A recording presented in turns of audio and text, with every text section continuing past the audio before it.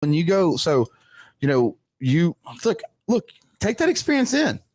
Go to Walmart, rock and roll with your belt on. My fear, like I just said, would be that someone would just come up to you and challenge you at any given point. Like, like the show we do in Theodore, there's a bar right there, and so I was looking for one of the guys to tell him, hey, it's time to get paid.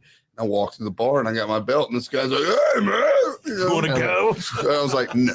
Yeah, you walk into a bar with that shit, and people are like, "Oh, you want to go?" I'm like, "I really don't want to," but if you step up and start some shit, like, I might have to. And guess what, boys? We are live. Ooh. Yeah. So this is a kind of a big deal right now. I'm excited for it. No doubt. I'm thrilled right now. But hey. Live and in color, it's none other than your boy, Macdaddyduds. You're in for a treat. You're in for a treat. I got the yellow ribbon. So, it's okay. How many times did you sit back just relaxing? Understand movements coming in, yeah, we got the packs in. I don't really want to see no more traffic. Last pack just came in, let's get it out quick. I had a heart. Wanna be okay, wanna be alright. What's that number? Wanna see the world. Let's see. How many times did you sit back? What up, guys? We're here. This is your boy Matthew Brooks. Let's get the share in real quick. We're doing a little shares. Welcome back to another episode of Kathy and Susie's Kids. I'm Matthew. And I'm Jordan. And we're here with a couple fine gentlemen, Mr. Tyler and Mr. Matthew.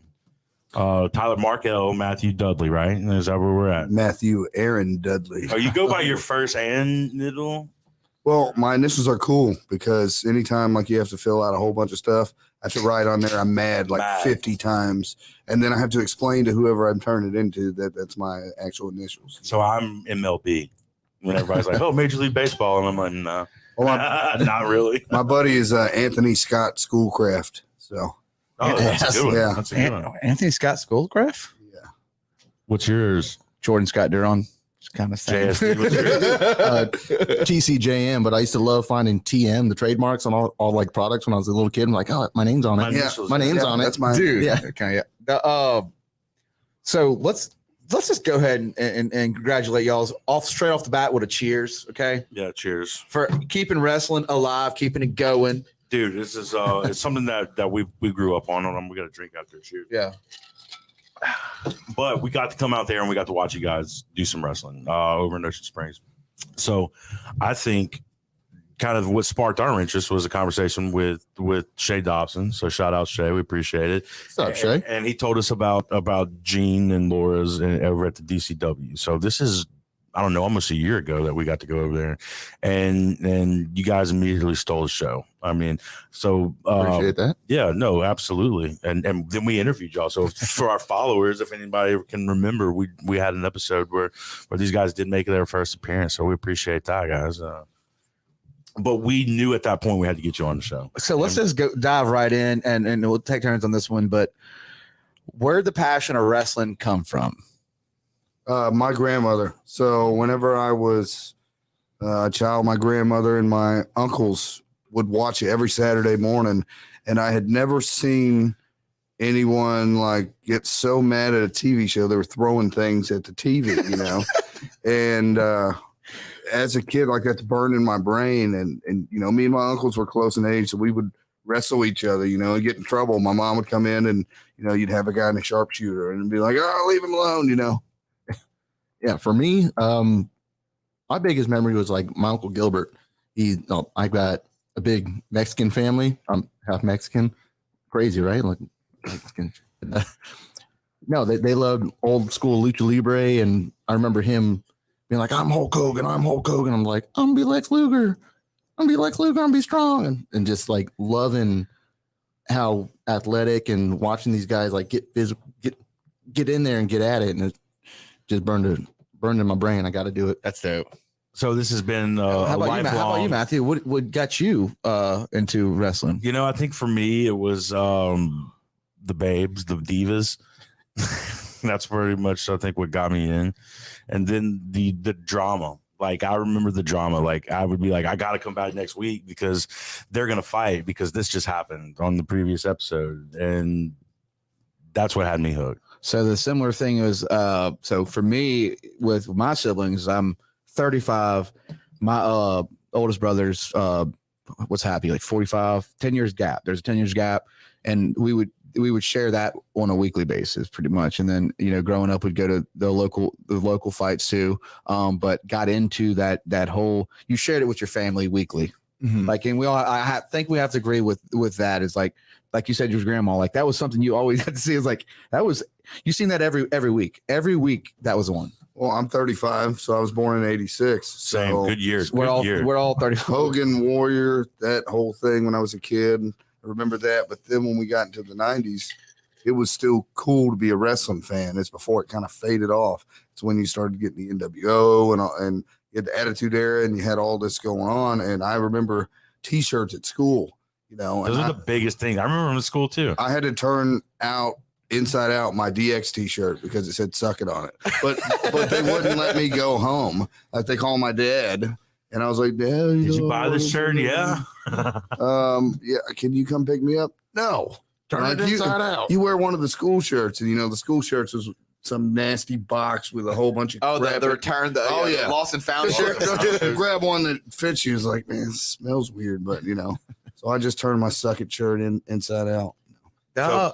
Good. I want to know who your favorite wrestlers were growing up. Oh, so I'm amateur wrestling background, so I love Kurt Angle, Chris Benoit, all these guys that are super technical. Bret Hart. So you wrestled in high school. Yes, I wrestled in high school. Did a little bit of MMA. What class did you wrestle? I was senior year. I was 152 pounds. Man, so you put on some pounds. Just a couple of because I've been the same exact size since I was 12 years old, believe it or not. True story. You ever Look seen the movie exactly Jack? the same. You ever seen the movie Jack? Then everybody There. caught up with me. But so who was it? Kurt Angle or I mean, honestly, Chris Benoit, regardless of what he did outside of the ring, like in the ring, that man brought it every time. dude? He was the one who was always flying through the air. Diving headbutts. He could take you down, fuck you up on the ground, go up top, do all that. He did, in my opinion, just about everything you do in the ring, besides like do a bunch of backflips, which he didn't need to do because he was technically sound. So what about you? Who's your favorite?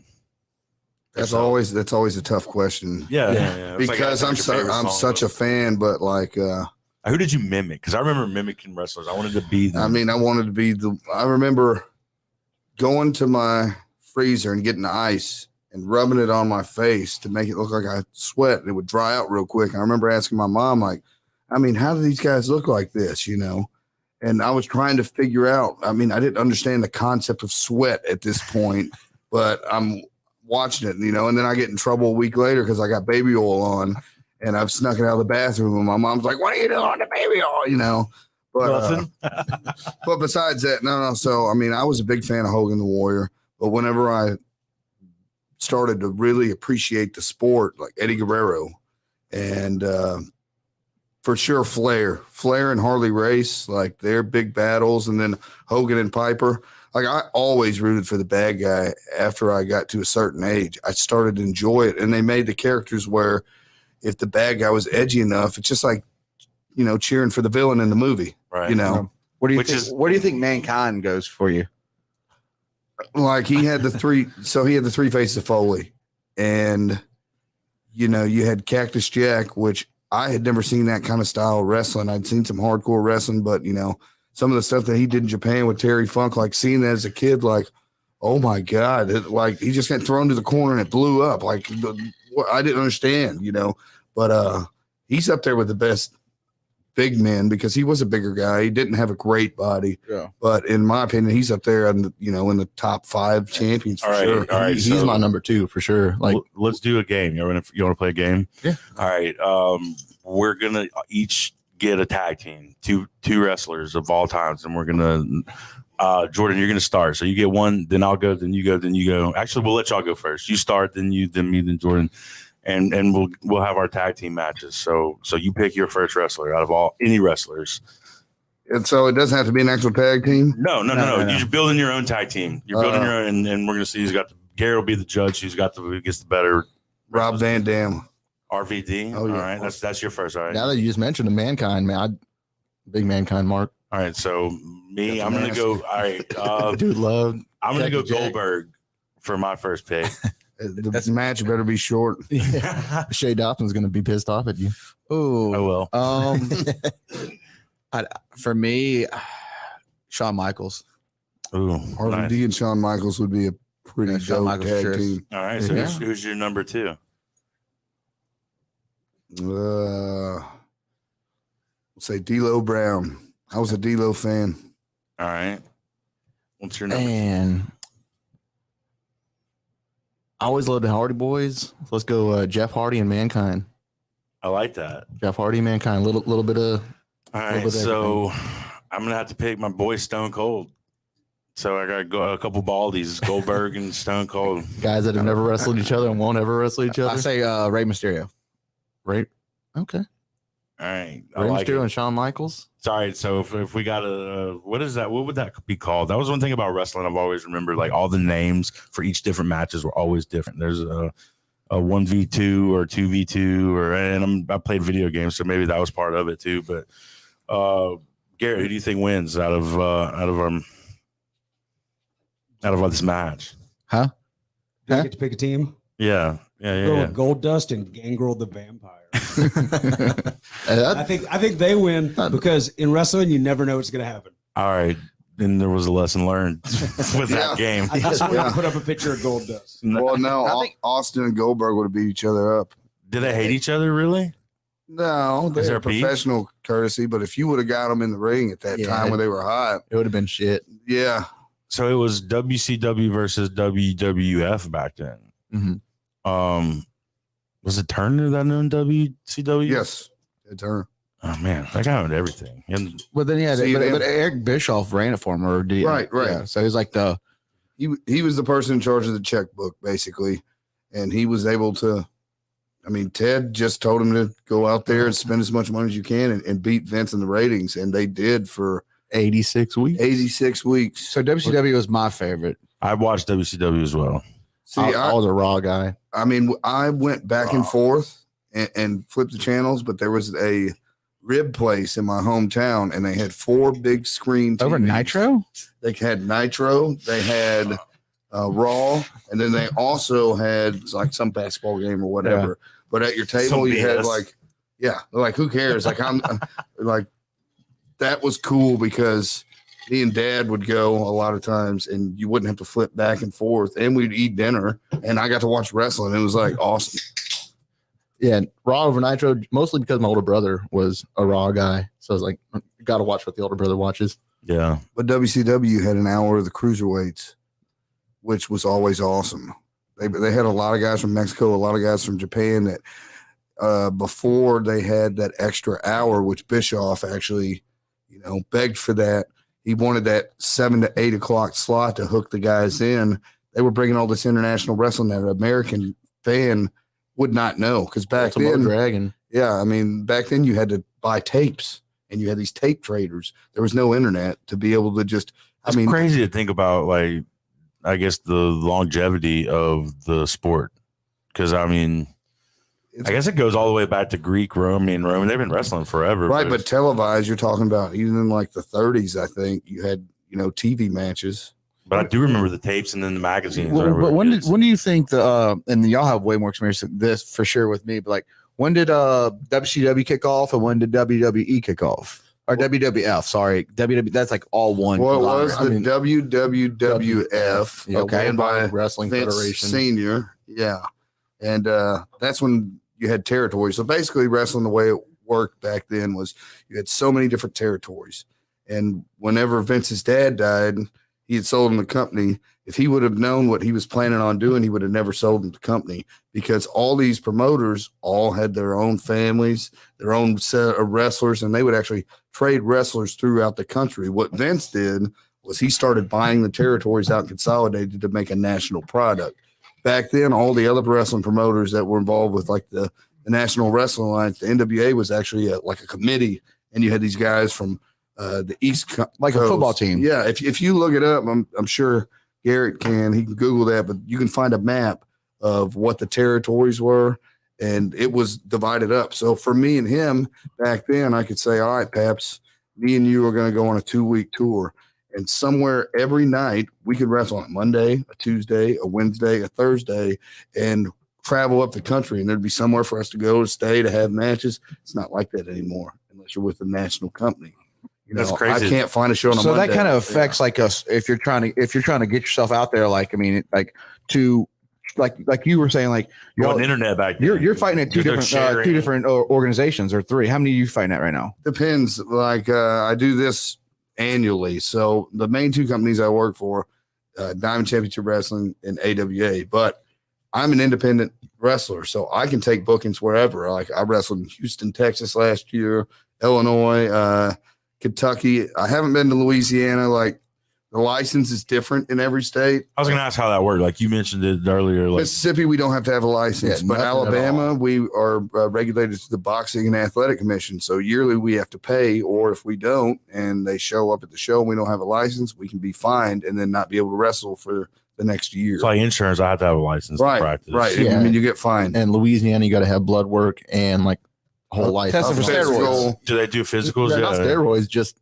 make sure you don't have anything that you're gonna. Because like bloodborne with the pathogens. death matches, if I'm bleeding and I got hepatitis, they don't want to risk that in Louisiana. Oh hell no! But we're over here in the wild, wild west of Mississippi. Yes, we And are. So they just don't regulate it. And I mean, the Alabama Commission, I've never personally seen them. I've been wrestling in Alabama for 3 years. Now they have like up their coverage of showing up, but I mean, every state's different. So that's another thing that we have to deal with that people don't think about. Like I can't even be advertised in the state of Kentucky unless I have a license in 30 days before the match. So if they put me on the poster, I can't wrestle at that show if my license wasn't in 30 days. There's all these weird rules. Checks. Like I said, it's varies by state. So Mississippi is one of the most lenient. You would say There's no commission. There's no. Yeah. I mean, so yeah. I mean, So but honestly, a lot of those commissions don't do a whole lot for wrestling besides. charge dues or Basically, a fee, yeah. and so maybe Or fine. And you look at, but that covers them on the fact that what y'all are doing is a professional sport. I mean, if it's Saturday getting out there in the ring and y'all are, I mean, this is y'all's playground. Yeah, I mean, it's not lightly. So I mean, that's where he comes back with the blood thing. Like if somebody like goes there and you don't want snaps a their Greg necks, Louganis situation. they want to be like, you got this card that we gave you, or like they don't want to But I guess it was. I remember from boxing, they got the regulations, and they make them do, I guess, physicals, and there can always be that one time where you don't pass it, and they say, okay, your next punch to the head is going to kill you. That's always smart to have a barrier there. I mean, they're not going that. Let's far. dive into concussions, guys. How many you got? yeah. I forgot. Got one right now. That one. I did not go to the doctor, but there was one match I had. I was like 16 years old, and this guy named Rude, that was his wrestling name. Rude shot me off the ropes and told me he was going to give me a drop kick. And when I came back, I got kicked in the head because he could jump really high. Instead of kicking me in the chest, he smoked me right in the head, knocked me out. And so he came over to pin me, and I opened my eyes, and I could see everyone, but the sound slowly started coming back. And he's like, all right, you ready for the next, spot in the match? And I was like, dude, I don't even know where we're at. Like, what are you talking about? Oh. Sky's purple. So I'm pretty sure that was a concussion. I didn't drive home that night. And you were CTE, 16? 17. I started when I was 14. Really? So I had my first So that's match. almost what 21 years? 21 years. How'd you get your first match? Let's go into that. Okay, so I mean, wrestling is hard to get into. Now I can go on my phone, I can find a promotion, I can ask them if they have training. Back then it was still very guarded. And so I had actually went to a show that they had at a college. You gotta be in the club. You gotta be you have invited to, almost. yeah, you can't just, learn how to wrestle. Skull and Bones, great movie, guys. Yes. Check it out. Yeah. So Dead Poet Society. No. I just waited until they tore the ring down, and I didn't want to leave. And the promoter, noticed a kid just sitting there, and he's like, you can't be here. And I was like, how do I get involved? And they kind of brushed me off, but I was able to get some contact information from him when he saw I was serious. And I went to a training school. And so in the state of Kentucky, you got to be 18 to wrestle. And so I was 14. And so whenever I got good enough to where they're like, you can have a match right now in front of people, I couldn't wrestle in my state. And so they actually had the promoter worked at a nursing home basically, and they set up a ring outside, but they didn't charge attendance. So it wasn't technically a show. It Was it like Happy Gilmore? I mean, yes. That's what I'm thinking right now in my head. Get me out of here. Yes. It was, well, my grandfather, he got to see me have my first match. It was awful. My name was Torch. Torch debuted and died that day. The torch went out. Did you like light yourself on fire? Or did you? No, I had 14. I had black leather pants with flames on them. I had a flame shirt, and then I also went and got an entrance shirt made, and my tag team was the Third Degree Burn. Like I spent I was working at Wendy's at the time, so I spent all this money on all this gear and all this stuff to do this match, and it was at a nursing home, and my trainer wrestled me and my buddy Ty Blade, and basically just beat the crap out of us for like 7 minutes in front of a whole bunch of vegetables. You know, they're all just staring at us. But my family was there, and so I was like, I got to have my first match. But I took those leather pants shamefully and put them in a bag and threw them away that day. That was the end of Torch. Are we talking like Creed leather pants style, like that, like very like was it like were they fitting Loose or that, tight? were like chaps? They weren't. I mean, they had the back on them.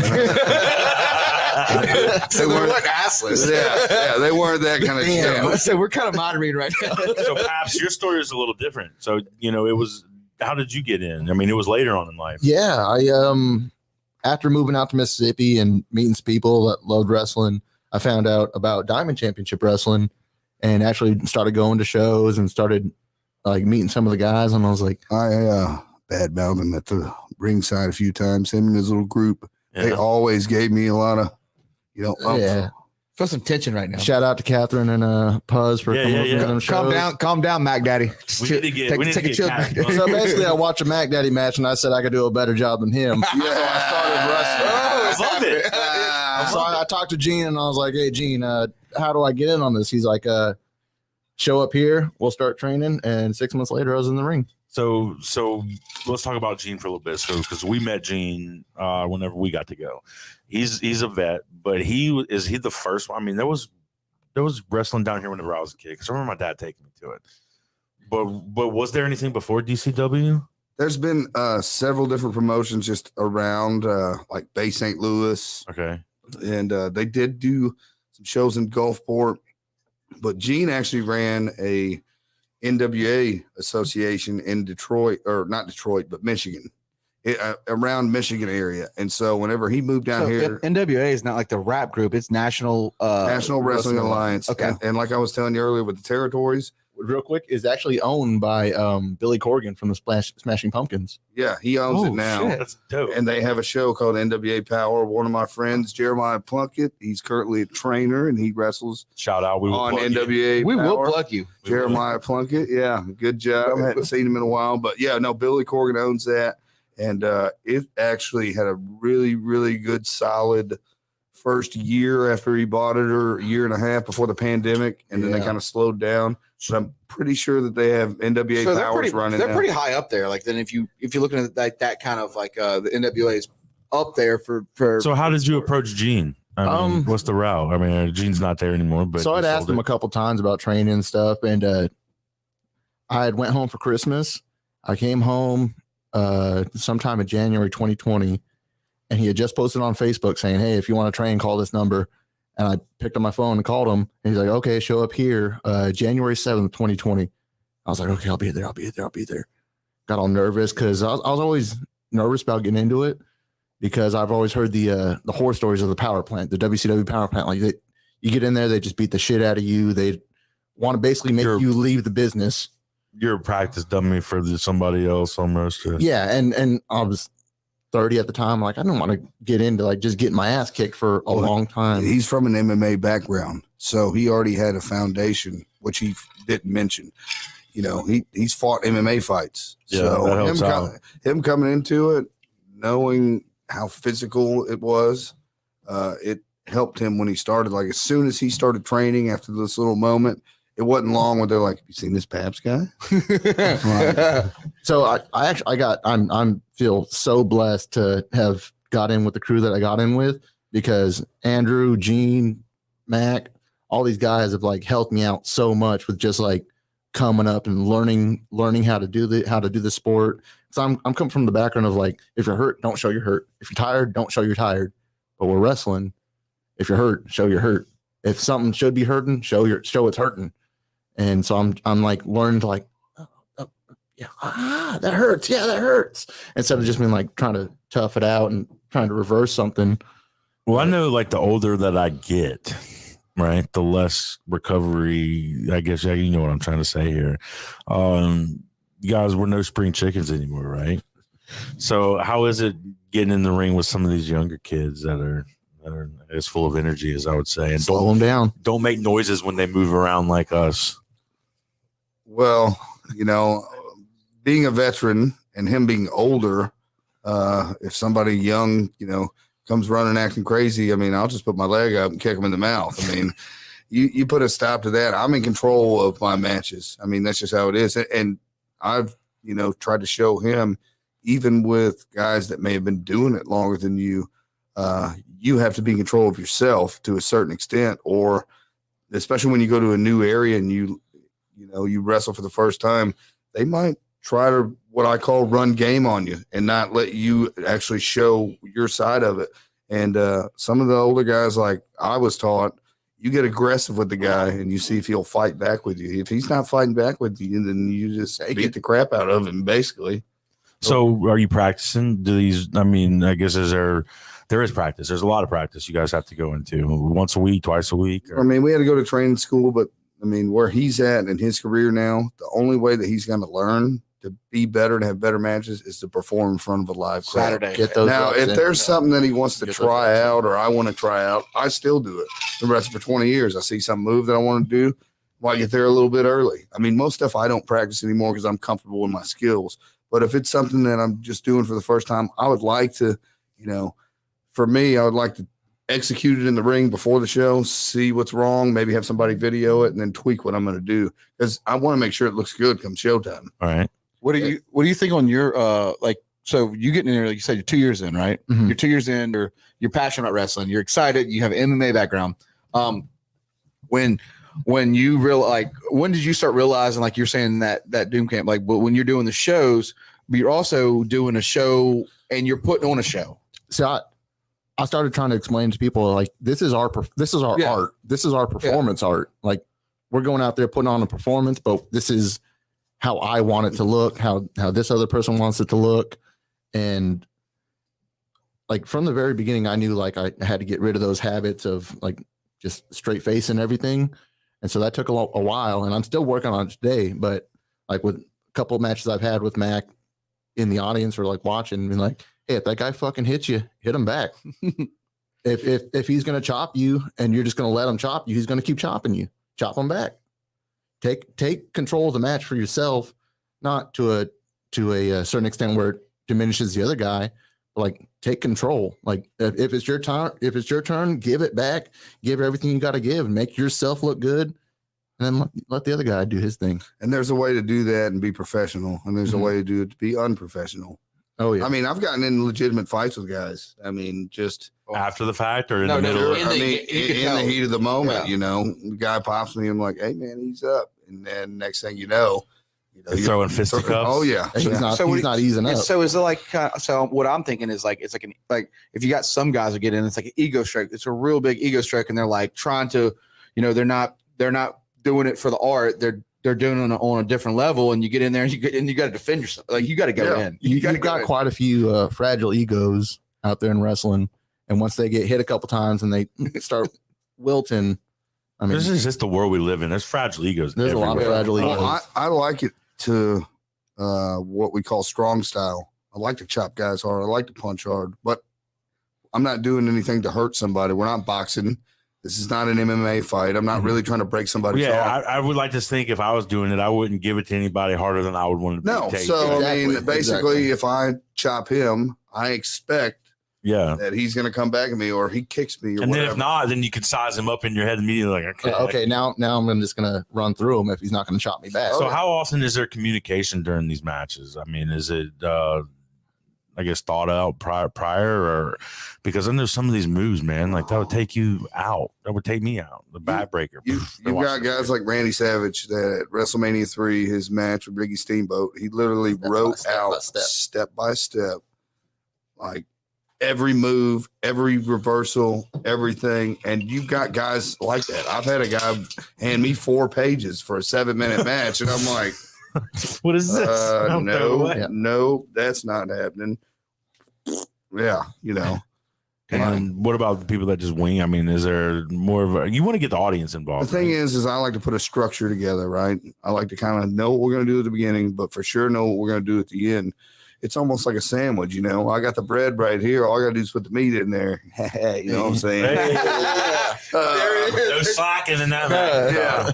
No, but I mean, you're telling a story. Like you said, it's art. So if I'm going to paint a picture, I might start off and I'm drawing it, giving myself a layout, and then I get the different colored paints and everything like that. What I'm doing with the moves is not just me doing moves. I mean, any guy can go out there and I can give him a power bomb, give him a clothesline, and pick him up, do this, do that. But I'm telling a story and I'm taking that fan on a ride. I want them for that 10, 15 minutes that I'm in the ring, or depends on how long the match is. I want them to really get into what we're trying to sell, because it's not always about me winning. It might be me trying to make him look like $1 million, so then he can go to the next guy, and now he's elevated up to another level, because you're only as good as the guy that you're with. So I compare it to dancing in a real dumbed down version. But if I know how to do the waltz and you only know how to do the tango, and we get out there, we're going to look like crap. But if I can kind of lead you through the waltz and you can follow me, then we can get whatever. Yeah. And that's what I was asking you earlier. Like, is it you get a style? Does everybody have a style? And you're like, man, we just kind of pick it up as we go along. Well, and I mean, you develop your style. Yeah, like my style is not the same as his style. My style is a little bit more physical, and he takes his time with everything. And like, I don't know, it's just not. You figure it out as you go. Like, we're all talking. Figured it out. Yeah, well, I mean, the more that I wrestle him, the more comfortable I get with him. So the first time I'm wrestling him, I might have to lay out all these steps. Here's 1 through 9. But by the time we get to the end of it, like I said, all I need to know is the beginning and the end. There's times where we've wrestled where I don't even say anything. Hey, just look at each other in the eye. I mean, friends. I mean, because it's there's no. tough. It's gonna be on this though. Is like you. So y'all are like doing this tango. Like y'all are doing it. Like y'all like. That's a select, because you're like, y'all are together and y'all feeling each other, like y'all gonna, really expect the art, but like then you get in that situation where it's like you can't feed that read. Like, can you imagine like if we don't have that kind of chemistry? But you're feeling the crowd too. If the crowd's not into it, why you? Well, y'all's crowds are hot. Like, dude, the crowd there crazy. Is so crunk. Right? Yeah, there's some crowds insane. Where they'll just be monotone. So there is.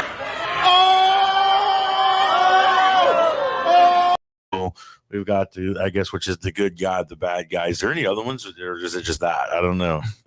I mean, you call a tweener, but a tweener and back and forth. What Stone Cold was, Okay, but he was good. So who was Stone Cold before he was Stone Cold? Stunning Steve Austin. Huh? Stunning Steve Austin. Stunning, like stunning. He had long blonde hair, and he wore a robe like Ric Flair. He was WCW United States champion. He wrestled Bob Eaton. Wanted from Bob Eaton. Rest in peace, Bob Eaton. I got to meet him, share the locker room with him. One of the biggest heads I've ever seen in wrestling. Like one of this man, and super nice. The dude was talking to me. I was like, "Oh, and that's a giant head." Definitely underrated wrestler for sure. Watch some Bobby Eaton. Beautiful Bobby Eaton. He was one of the fabulous. No. He was Midnight Express. Don't kill me, internet, on that one. Yeah, I'm surprised Stone Cold made it as long as it did in our tag team game. Hey, Garrett, can you pull up Bobby Eaton? You said Bobby Eaton? Beautiful Bobby Eaton. Pull him up. He did a lot of tag team stuff, but he was solid all around. Austin won the United States title from him in WCW, and Austin got hurt. And whenever he got hurt, Eric Bischoff sent him his resignation papers or whatever, termination papers in the mail by FedEx. And Austin went to next day mail. ECW. Austin went to ECW.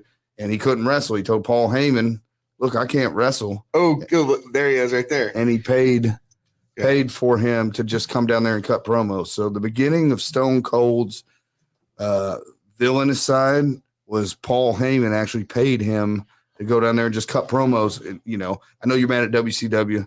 They're not giving you a chance at WWF at the time. Like, here's an outlet. And he got signed by the WWE. They shaved his head. He became the ringmaster. He came out with the $1 Million Man, Ted DiBiase, and was the $1 Million champion. And it just didn't work. And he ended up coming up with the Stone Cold character because he had a wife from Britain or England at the time, and she made us some tea. She said, "Hurry up and drink that before it gets stone cold." And he was like, "Oh, Stone Cold." Oh, shit. So his most ideas are like that. So as me and Jordan create, right? We're becoming creators and we're learning how to do characters and stuff like that. Ass pie. We literally, I mean, it's just like throwing shit on the wall and seeing what sticks almost. And then it's like a testing group. So, I mean, you said what were you when you started, when you were 14 in your first match, the Torch? Torch. So how many personas or how many characters? Three. Well, no, I wrestled under a mask as Taco John one night. And Taco John's actually a chain of fast food taco. Never been there. Oh, it's great. It's better than Taco Bell. Okay. I wish I could have some potato lays right now, which are like little tater tots. But We will plug you. Del Taco, please come to Mississippi. I would love a Del Taco.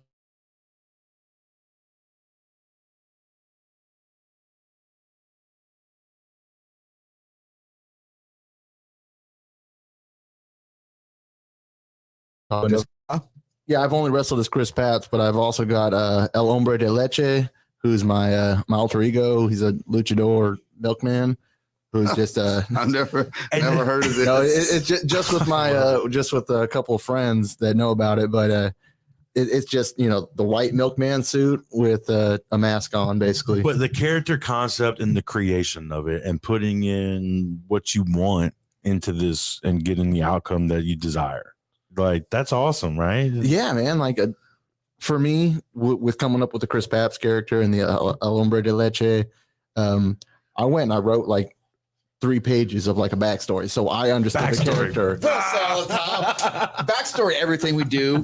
I mean, so if you want to be this character, like, You got to believe it. Believe and it, if somebody yeah. asks you something, like, you got to have an answer. So for where'd you them. grow up? Jalisco, Mexico. Duh. Yeah. And I was a milk farmer. So Or I'm Chris Pabst. You can send out. You send out to Garrett. So yeah, I was Matt Winters, and that was my name. I just thought, as a kid, like, you know, even if I lose, you know, I'm Matt Winters. I'm always a winner. You know that was. It says Matt Winters. I was thinking winter, Well, like the season. No, Yeah, I was because thinking, my last name was Dudley, and so you couldn't Couldn't use be Dudley. Dudley. There was Still Dudley. yeah, I mean, The Dudley brothers. yeah, the Dudley boys, you know, took that, so I couldn't use that. And like my friend started, and his name was Ty Blade. That was my tag partner for a while, and I used to hate it when we'd be in the locker room because his name's Jonathan. I'd be like, "Hey, Jonathan," and Jonathan, I know you hear me, Jonathan. Ty Blade, and he'd be like, "Yes." And so I just changed my last name because I was like, everybody can just call me Matt. I'll be Matt Winters. And so, yeah, I was far different then. I'll have to send these to Garrett. But like, this is me wrestling Chuck Taylor. Here, send them to me real quick. Send them to me and I'll drop them. He'll airdrop. Yeah, Chuck. Guys, we're gonna go through a full. Like, I'm telling you right now, this pod is gonna go further than you expect. Oh, Yeah, give everybody watching, give us a like, share Yeah, right yeah. now. Thank you so Yeah, much. like, I'm telling you right now, like, do what you got to do. Boston. What? I have a stunning Steve Boston picture. Stunning Steve Austin. Oh, look at his hair. Steve Austin's hair. Oh, he was a It is beautiful man super with that long. blonde hair. But what he was the Garrett, you got any comments or you are Hollywood good? Blondes, right, Mac? Yeah, Hollywood Blondes. Hollywood with, Blondes. Flying Brian Pillman. Yeah. He used to actually play for the Bengals. His son's on AEW now as Jungle Boy. Or No, Brian Brian Pillman Jr. Yeah, I'm all jacked up. Brian Pillman Jr. It's the second screw Yeah, up there. but Hollywood Blondes, him, Steve Austin got into it. Was a tag team for a long time. Did a lot. I can never lot of stuff with unsee his what I just seen right now. It's It's burned not the into your same memory person. forever. Huh? that. It's not the same It's like person. Lex Luthor. Yeah, It's like, okay, what do I look I thought like? Bald? yeah, I was gonna say I thought he lost his hair. I didn't realize he just shaved it for his character. He was losing it. I mean, look at that. You got them That's how my hair would look right a little now bit if of I grew it out. widow's peaks or whatever they're called. Probably worse. Damn it! Am I losing my hair? Take the hat off. Oh shit. No, you're good. Yeah. Okay. Oh, I am. That's why I got the ponytail. I'm fading. 100% lieutenant, man. 35 has been a B. Nope. 35 is amazing. All the stress. So, Lou, this is so. What I'll say with everything going on in the world, there's when's the last time you took your kid to a wrestling event? And Saturday. Huh? Saturday. So, but for the listeners right here. Oh, You're the guest. Okay.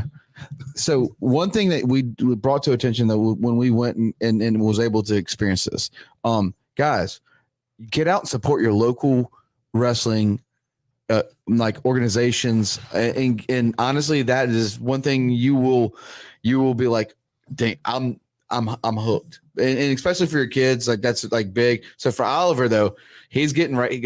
Oliver's got about one more year because Oliver's that like he was trying to like take everything. Matt was chasing him down. Like he's got one more year because he was like trying to get in the ring. And it's like, how can he not get in the ring? It's like, come on, son. Like don't jump in the ring. Speaking of which, January 22nd, Theodore, Alabama, the Alabama Wrestling Alliance will be in Theodore at the American Legion. American Legion. There we go. And January 29th will be in Pascagoula, Mississippi at the VFW. Yeah, Diamond New Championship Year's Wrestling. Smash. I'm taking on Mustang Mike, former NWA heavyweight champion. He was a special guest referee at my last match, and he stuck his nose in my business, and I'm going to have to. So what do you mean when you say like shut him down? He stuck like what he did to you? He was a special guest referee, which he showed up with, a medium T-shirt on, a youth large, and didn't even have a referee shirt. There's no stripes. Yeah, and I figured there's got to be some. See, we need a Mississippi Wrestling. Well, he took his shirt. He took his shirt off. They would Did all require that. I ripped mine off. I wasn't too intimidated by him. I don't care. Mustang Mike looks great, but I'm gonna shut him down. So is there a lot of beef going on with that? Like, I mean, there's a lot of haters that's come your way as you grow in the sport. Same with you. Like you got some haters. There's always going to be haters. Everybody wants your spot. You see all these championships we got right here. We didn't even have enough room for all of them. Yeah, but belts on the floor. we've got There's tons of belts everywhere. Yeah, we got belts everywhere. We got targets on our back. I mean, that's just the name of the game. And this is an accolade for me and for him as well. In order to get a promoter to put a championship on you, you got to be ready for it. And the crowd has to want it or not want it enough. And what we do as far as improv is going, I can tell you right now, if we sucked, we wouldn't have any of these belts on here. Like we've made a connection with the audience.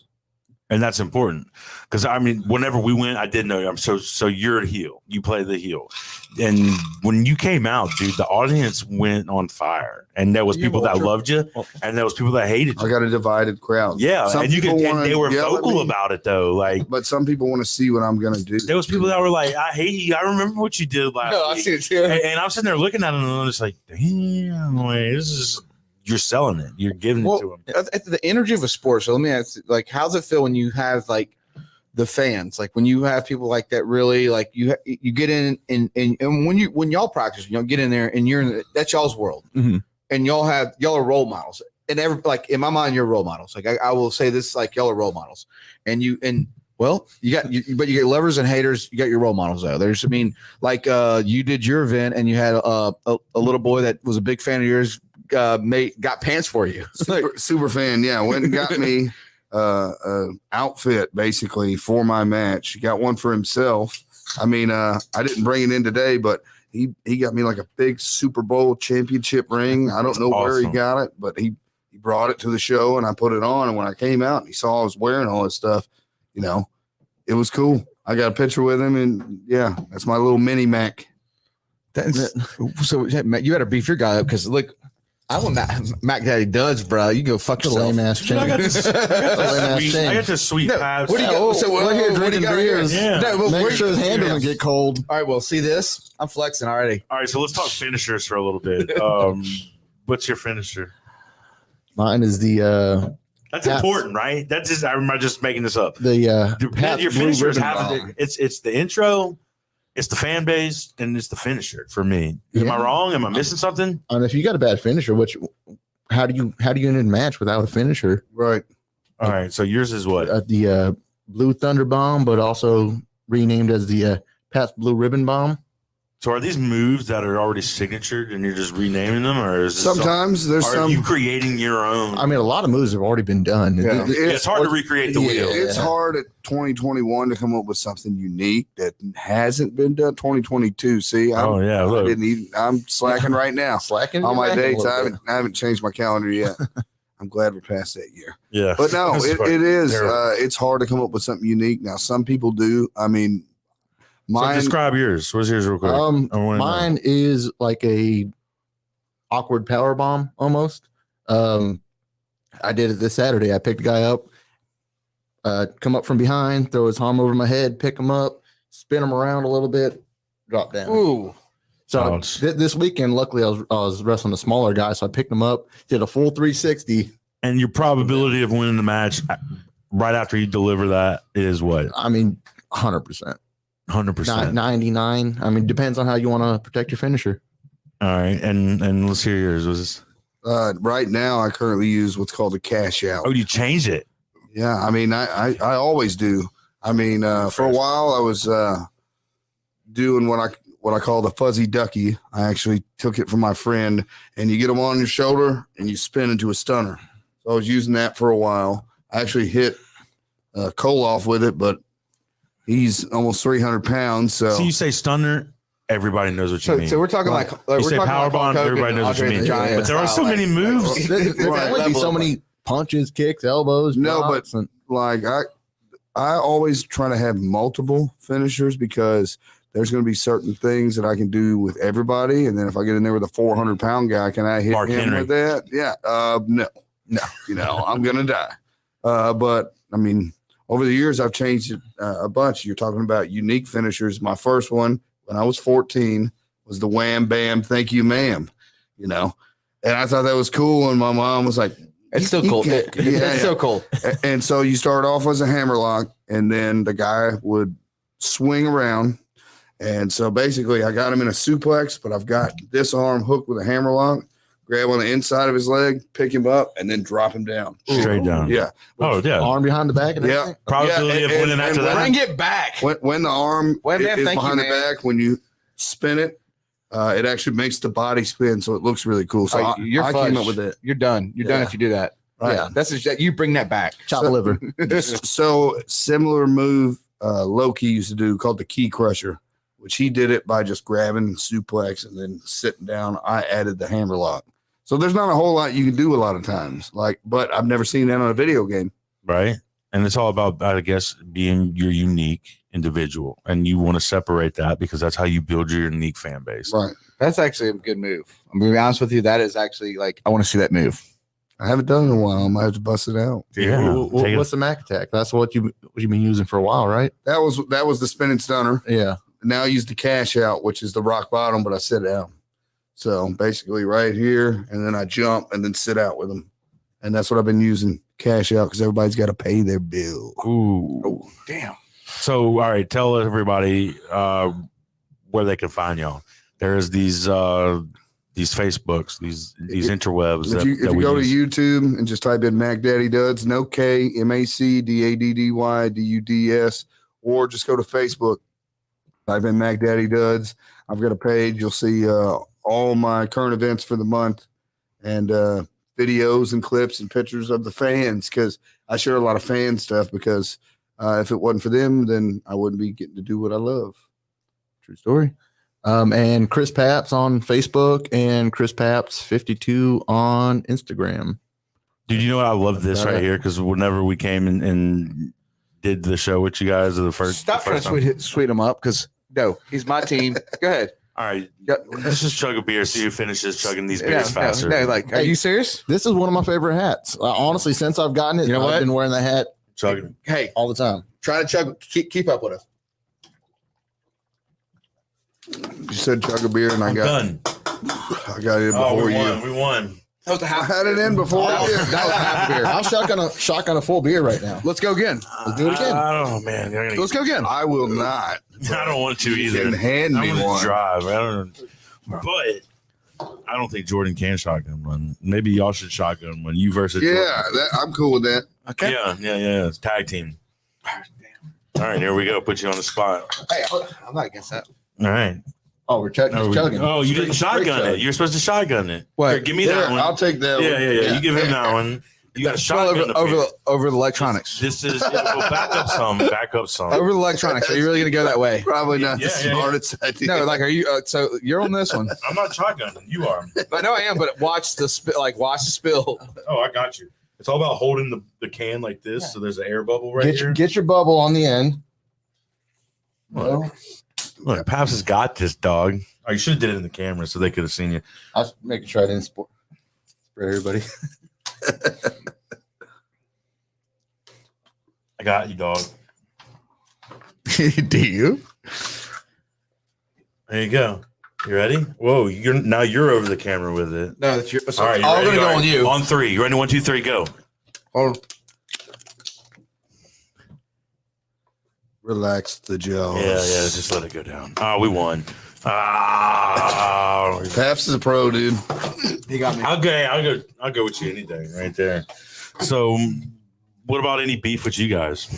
You guys got any beef in the ring? I mean, y'all fought a honestly, few his times? little buddy Charlie Ace and Brandon Turner grabbed my title, and And he's you see where it's at. It came with all the other ones I brought. Yeah, I did show up and I brought it. Maybe you shouldn't leave your jewelry laying around. That was bold. didn't leave my jewelry laying around. I thought the ringside attendant grabbed my stuff. Nope. Obviously not. Absolutely not. I'm gonna go ahead and Wait, take this back. What are you doing? what's going I'm on? grabbing my own title Okay, that's fine. Why are you grabbing? Where's my other because one? it's Here. mine. Can me and Might as well Jordan take do this time? one too. No. Here, we'll just Oh, put Oh, that shit. there. We got plenty of There we jewelry to go. replace. We got extra ones. Oh, What's nice. happening right now? Oh, yeah, I'm still touching fighting a titles. shark. They're touching titles. oh, Holy shit! put that one over that. Over it.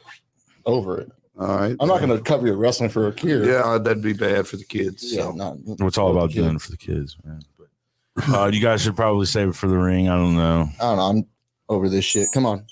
You want some? Let's go, man. What? Damn, that chug beer must have got him riled up. Yeah. What right now? You chucked it You like want some you of chucked this? it like a little girl, We Like won. a little girl says, We won. says a man that lost. huh?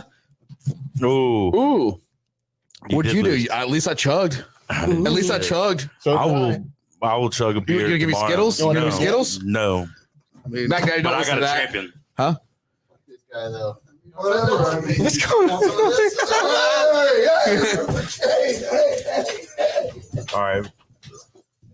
Jesus. I got the yellow ribbon. So, it's okay. You know. How many times did you sit back just relaxing?